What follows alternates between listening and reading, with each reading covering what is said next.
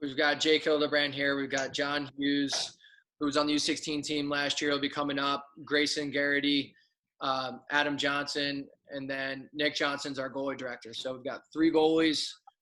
Obviously, you know me a little bit, probably a little bit too much from living with each other. But, yeah, so I am recording it just so we can show it to the rest of the program for anybody that has any interest. And just so you guys know, I want to, like, we can ask goalie specific things, but I think it would be cool to hear this towards development.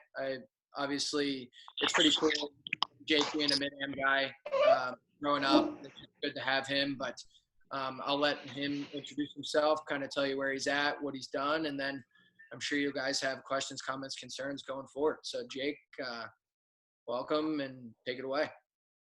Well, thanks for having me. My name's Jake Hilderbrand, from Butler, Pennsylvania, about an hour north of Pittsburgh. I grew up playing, I played AA for my first 2-3 years, and then once I turned 11, I started playing AAA for the Pittsburgh Hornets. I don't think they're around anymore. I believe it's the Pens Elite now. So I played for them until I was 15. We were pretty fortunate growing up from Pittsburgh. My birth year was very good. We produced Riley Barber, Vince Trocheck. Riley was a 94 playing up with us with the 93s. Vince Trocheck, who plays for the Carolina Hurricanes now. JT Miller, who plays for Vancouver now. John Gibson, who was my goalie partner for a year or two. He plays for the Ducks. So a group of, 10 kids, and I think 5 or 6 of us played college and somewhat pro, and then 3 or 4 of the guys are established NHL guys. So we were really good growing up. I went to the Cleveland Barons for my U18 year, for half the U18 year, and I left Cleveland in February to go to Sioux City, Iowa, the USHL. It was kind of a quick random thing. They called me. I had a flight there the next day, and I had to turn my books in and go to school out there. And I played there for a year and a half. My final year juniors, I played in Cedar Rapids. I got traded because my goalie partner came back for a 3rd year, and I wanted another year. I wanted a year of being a starter before I went into Michigan State. I committed to Michigan State when I was just turned 18, 17 turning 18. And then went in there as a 19-year-old. I was really fortunate. We didn't have a great team when I was there, so the coach let me play right away. I was split time a bit my freshman year. I kind of took over around Christmas, and then after that, I think I played 97% of the games of my last 3 years. And since then, I signed, after my senior year of college, I signed in Allen in the ECHL. We were a really good team. We won the Kelly Cup, which is the ECHL's playoff championship. And then after that, I signed an American League contract with the Rockford Ice Hogs. Played there. I was up in Rockford for about a month that season, but most of the year was in Indianapolis with the Fuel. I'm sure you guys are familiar with them. I lived in Fishers, so I think you guys know exactly where that is. And then since then, I played in Tulsa after that, and then I got traded to Kalamazoo 2 years ago, and I've been in Kalamazoo for a couple years now. Well, you touched on a couple things I want to talk about. Like, one, obviously playing games is important, right? I think, but like just getting in the net, getting reps and seeing pucks, like obviously that's something that you can't replicate all over the place, right? You guys picked this, you all decided to pick a position that one guy can be in net, and obviously most teams carry 2 to 3 goalies. But the one thing I want to hear from you, Jake, is like the one thing you can see that can't see how tall you are, but I was telling them, like, you're, in terms of goaltending, like, you weren't the biggest, right? You weren't the guy that was Ben Bishop, 6'5". So in terms of honing your craft and making it up that ladder and staying patient, like, what were the things during, like, I guess your minor, like, days and then going into USHL, what were the things you focused on, or what were the things that you worried about as an individual, and kind of let everything else happen for itself? Well, I was very lucky. I don't know if you guys are familiar with Shane Clifford. He was my goalie coach. I met him when I was 7. He's been my goalie coach ever since, so almost 20 years now. And his biggest thing was movement drills, crease movement, and he kind of, embedded it in my brain. If you can't move, you can't play. And I think it's similar with players now, where if you can't skate, you can't play, right? So same thing with goaltending. If you can't move, you can't play. And I've always been a big believer, as long as I can get to my spot, set my feet, and where I need to be, the puck's just going to hit me, 95% of the work happens before the shot comes. And I preach that a lot. If you can read a play, know where the puck's going, and get there before the puck arrives, 9 times out of 10, it's just going to hit you.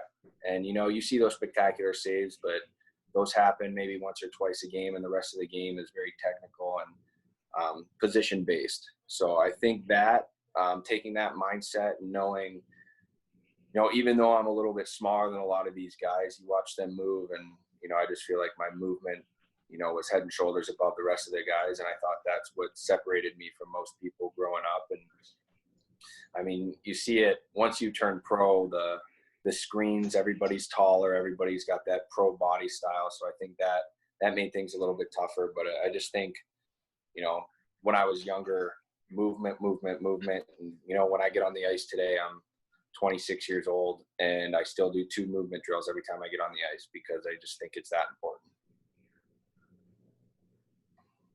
Thank you. Boys, anybody got a question? I don't want to put anybody on the spot. Anybody have a question ready, handy, that you want to go for it? I got a quick one. Oh, you got it, Nick. All right. Jake, what do you think is going to be the next big thing in goaltending?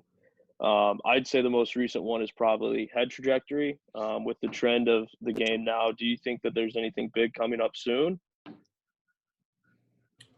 I've been coaching goalies for about 8 years now too.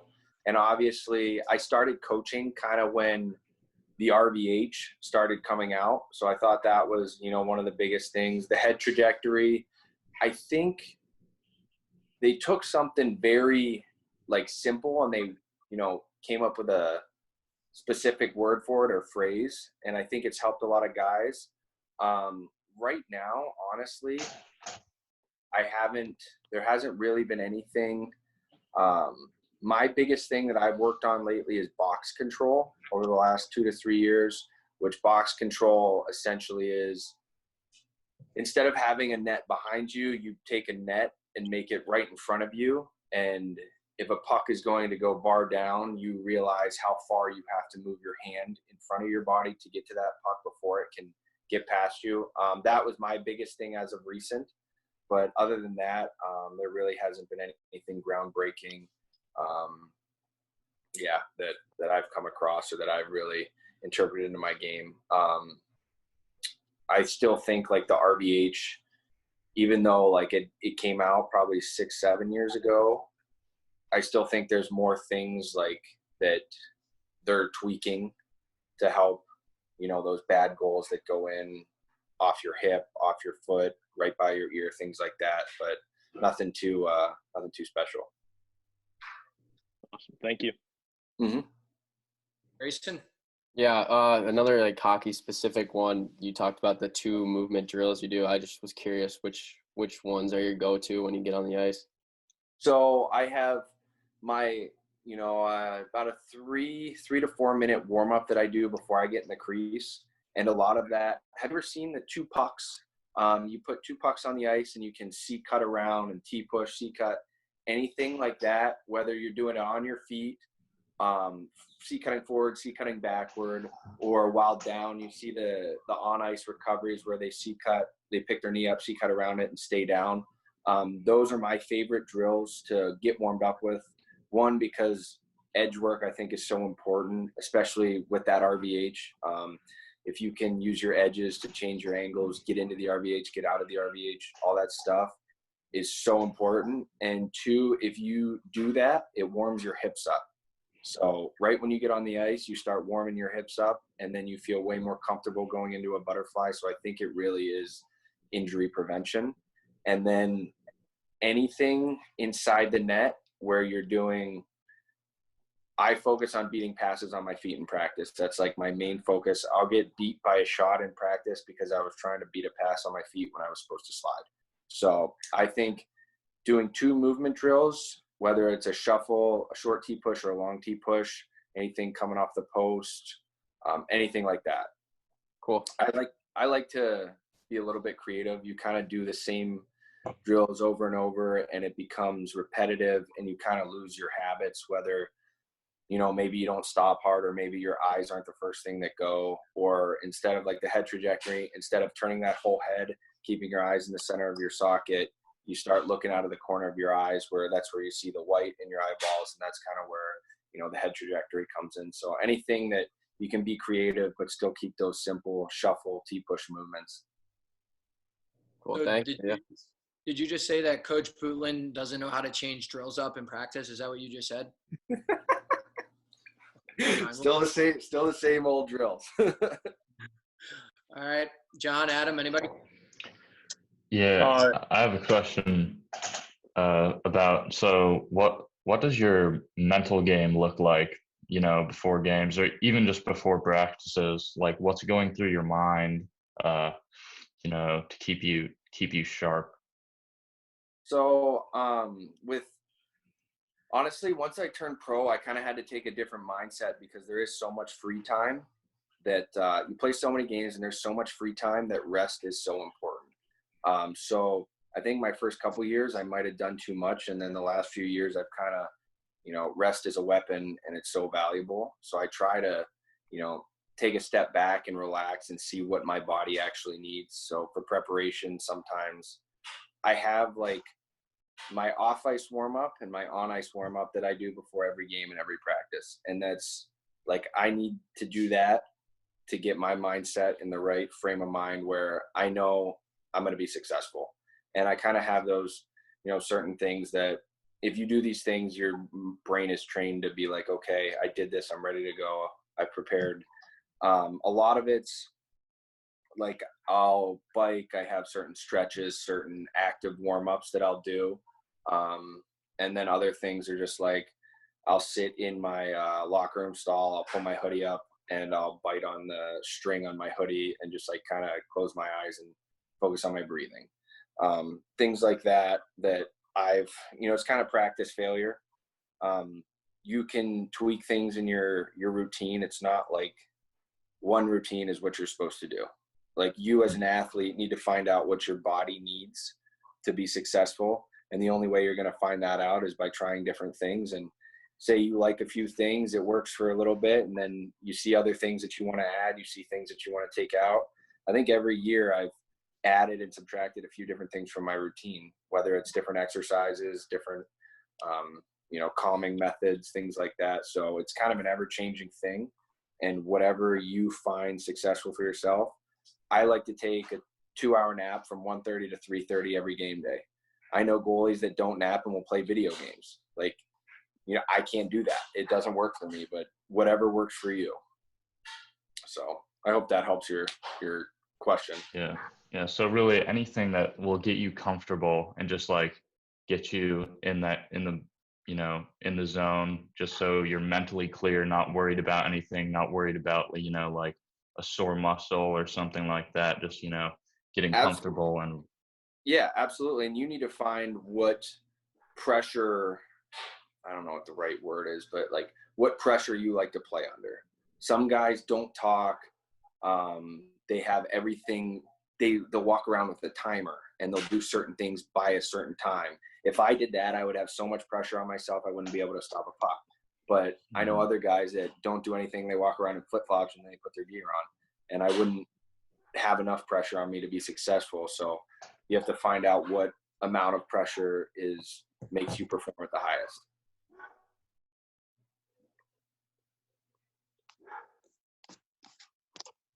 Adam? Oh, yeah. So one thing we talk about a lot in practice and games, and it's something that I'm working on, is shifting into pucks. I don't know if that's something that you do specifically with your game, or if you can touch on it. So explain to me, shifting into pucks, I have a few different things in my mind. What exactly do you mean by that? So like so Coach Nick and I, like last year in practice, it was like a butterfly where you don't drop straight down, you almost drop into the shot. And I just wanted to hear like someone else's look on it. If that's how you and your coach talk about it, or like, is that what you guys refer to it as?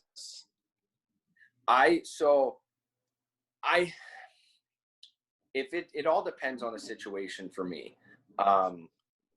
If a puck's in tight and I know I'm not going to be able to catch it with my hands and I'm trying to get, say, an elbow or shoulder onto it, I'll kind of lean into it. Say a short shift, we used to call it a lateral release. I'm not sure if you're familiar with that, where it's like a hard shuffle, slam on the brakes, and then drop.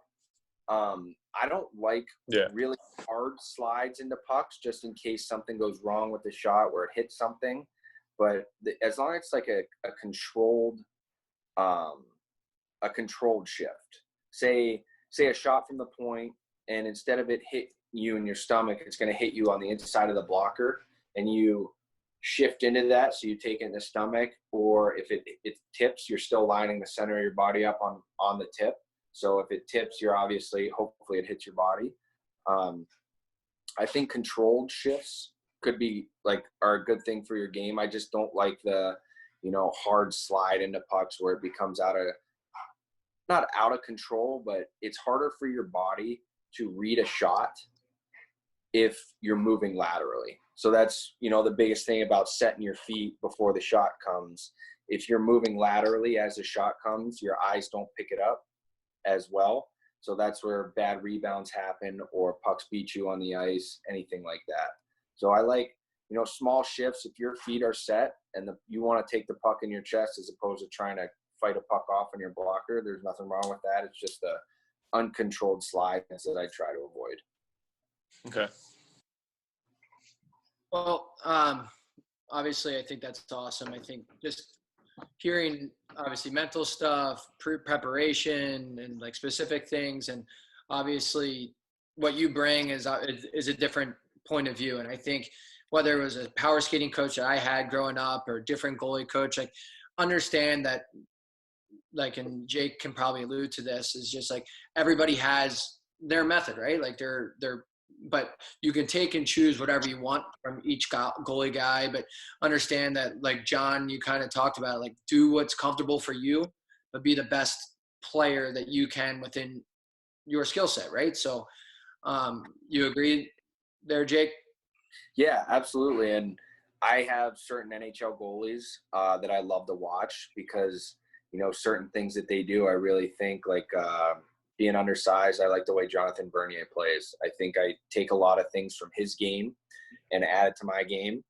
If I watch a guy like Devin Dubnyk or Pekka Rinne, they're 6'5", they play much different styles. But if you can find goalies that, one, you like the way they play, and two, they play a similar structure to you, I think you can take things from their game and add them to your game. And when I was younger, I always had the same goalie coach. And once I turned 16, 17, I still work with my guy from back home, but just playing on different teams, you see different goalie coaches and they all preach different things. And sometimes you're hearing a guy talk and you're like, I don't think I can do this. It's not going to work at all. Well, try it, see how it feels. If it doesn't work, it doesn't work. But I think I've taken, I try to take one or two things from every guy I work with and try and add it to my, just because not one guy knows everything. Everybody has their different specialties that they coach and they see, and everybody sees the game differently. So if you can try and take something from everybody that you work with and add it all to your game, then I think you're helping yourself become the best you can be. Sweet. Well, one last thing before we head off here is, like, tell us, like, your coolest hockey moment. I think you've have a ton of accolades, won a pretty cool championship. You won 3 games at Michigan State. So tell me, like, what would you say in terms of your hockey career? What was your favorite hockey moment? And obviously, I would love to hear it. I think I have 2. And they both involve championships. When I was 12, we had a group from Pittsburgh. I think we had 10 kids, 9 players and 1 goalie. and we played in the national championship for like AAA hockey. We ended up losing in the national championship, and that was probably like the most heartbreaking thing ever, especially as a kid. You think back now and you're like, at the moment, you didn't really know how severe the game was or how important the game was until years later. We're like, wow, like that could have been pretty cool. And but then again, after I left college, where we didn't win too many hockey games, I had one season with a winning record, which was 17-16, one game over 500. So that was after I left college. I signed in Allen in the ECHL, and I played I think 6 of the last 7 regular season games, and I went 5-1, and I won 9 games the entire season when I was at Michigan State. So I had five wins in 6 games and 9 wins in 40 games in college. So it was pretty cool. And then I wasn't the starter in playoffs, but I got to play, I think, 8 or 9 games. I won 2 games in the conference finals and 1 game in the finals, which then again, I was coming out of college like, no, this is whatever. It's not really a big deal. But then, I don't know, you win the championship and you're like, oh my God. And you get your Kelly Cup rings, and I mean, you celebrate with the cup. And I thought that was probably the coolest thing ever. And I mean, after you do that, you think it's going to happen every season. I've only made the playoffs 1 time since then. So it's kind of one of those things that like you really appreciate looking back on, and the memories that you make whenever you win certain things. And personal accolades are really fun. And, you know, it's nice to have those things when you're older in your man cave. But I think the team accolades are the cool thing, where you see a banner up in an arena that you go play in again. You're like, wow, I was a part of that. Well, obviously, man, I appreciate it. I've got a chance to play with Jake, and I will say, guys, he's definitely somebody worth reaching out to if you ever have questions, comments, concerns. Like, that's for anybody who's going to watch this. I think sooner or later he'll be on this side of it, coaching, I would assume. I think it's one of his passions. But Jake, I appreciate it, and we'll be following you along, and hopefully we'll be able to watch you play here in Indy this year. Well, thanks for having me. I really appreciate it. And feel free to reach out if you guys ever have any questions. Or I'm supposed to be running a goalie camp this summer in Jackson, Michigan, which I think it's going to happen. I haven't heard any word that it's not going to happen, but we're kind of just waiting on everything. So if you guys would have any interest coming out to that, I think we got a pretty good group of instructors that's going to be there. You know, a couple guys that played a long time pro and a couple guys that work in the NHL right now. So it should be really good. But, you know, feel free to reach out, any questions you guys ever have. Thank you. Thanks for coming Thank on. you. Yep. Thank you, Jake.